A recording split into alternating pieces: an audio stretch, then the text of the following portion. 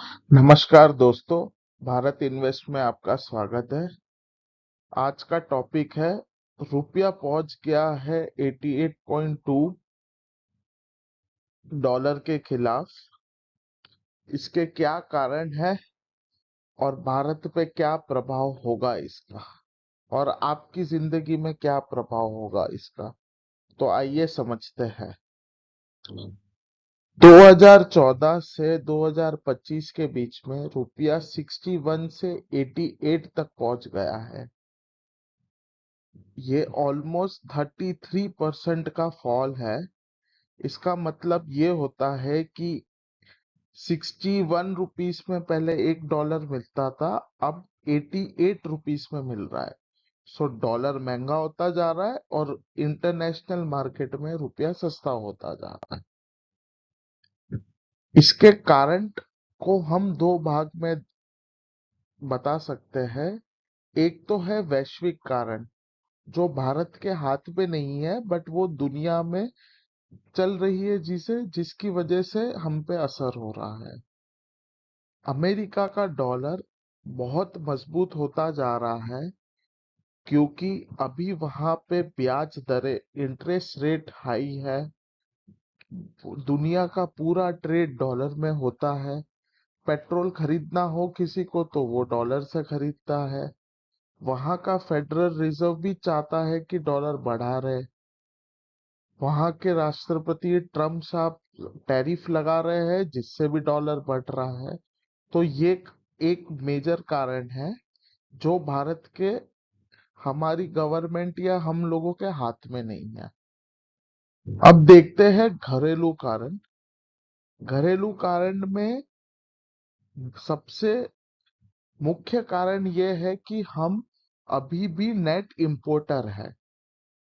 अलग अलग देशों से, चाइना हो गया, ईरान हो गया, रशिया हो गया, यूएस हो गया, हम जितना एक्सपोर्ट करते हैं उससे ज्यादा इंपोर्ट करते हैं। यानी कि हमें डॉलर्स की ज्यादा जरूरत है और हम डॉलर कमाते कम है। ये वजह से हमेशा साल भर साल अगर आप देखेंगे, 2 से 3% का ड्रॉप होता ही है रुपये में। दूसरे देशों की बात करें, जैसे कि चाइना है, चाइना नेट एक्सपोर्टर है वर्ल्ड का। तो वहां की करेंसी कभी भी ऐसे गिरती नहीं है। और जहां तक मुझे याद है, 8 रेनन भी ही चल रहा है डॉलर का भाव। अब इसका असर क्या होता है हमारी निजी जिंदगी पे, वो समझते हैं। इसके दो तरह के असर है। पहले हम नेगेटिव इम्पैक्ट, नकारात्मक प्रभाव समझते हैं। जो जो चीजें हम बाहर से मंगाते हैं, जैसे तेल हो गया, इलेक्ट्रॉनिक्स हो गया, और भी बहुत सामान है, वो सब महंगा हो जाएगा। और दूसरा मुख्य इम्पैक्ट ये है कि जो बाहर के निवेशक है, जो इंडिया में आके इन्वेस्ट करना चाहते हैं, वो कम हो जाएंगे, क्योंकि उनको जो रिटर्न्स, उनका जो फायदा है, वो लोग उनकी करेंसी में देखते हैं। रुपया अगर वीक होता है, गिर जाता है, तो उनका रिटर्न्स कम हो जाता है, जिस वजह से इन्वेस्टमेंट थोड़ा स्लो हो जाता है। इसके कुछ सकारात्मक प्रभाव भी है। सबसे मेजर है, हम जो एक्सपोर्ट करते हैं, एक्सपोर्ट का मतलब है कि हम बनाते हैं और दूसरे देश के लोग उसको कंज्यूम करते हैं, उसका इस्तेमाल करते हैं। वो उनके लिए सस्ते हो गए, क्योंकि हमारा रुपया कमजोर है उनकी करेंसी के खिलाफ।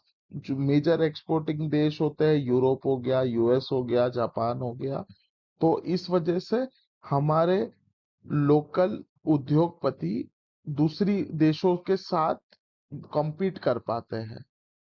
दूसरा चीज है कि बहुत सारे विदेशी यहाँ घूमने फिरने आते हैं, तो उनका खर्चा कम हो जाता है, तो वो लोग ज्यादा आएंगे। और तीसरा है, हमारे बहुत सारे दूसरे भारतीय अलग अलग देशों में काम कर रहे हैं, और जो लोग इंडिया में पैसे भेजते हैं, तो वो पैसे उन परिवारों के लिए फायदा हो जाएगा, क्योंकि वो कमाते डॉलर में और देते रुपयों में है। तो पहले $1 से 60 रुपए मिलते थे, अब 88 मिलेंगे। तो आज हमने समझा कि ये एक बहुत ही कॉम्प्लेक्स टॉपिक है। जरूरी नहीं है कि रुपया गिरे तो खराब ही है या अच्छा ही है। इसका हमें अलग से विश्लेषण अपने अप हम क्या करते हैं जिंदगी में उससे करना चाहिए। यदि आपको फ्री में फाइनेंशियल एडवाइस चाहिए, सस्ता लोन चाहिए, सस्ता बीमा चाहिए, फिक्स्ड इनकम चाहिए, एफडी के रेट ज्यादा चाहिए, शेयर बाजार में निवेश करना है, तो हमसे संपर्क करें, हम आपको फ्री में गाइड करेंगे। Thank you.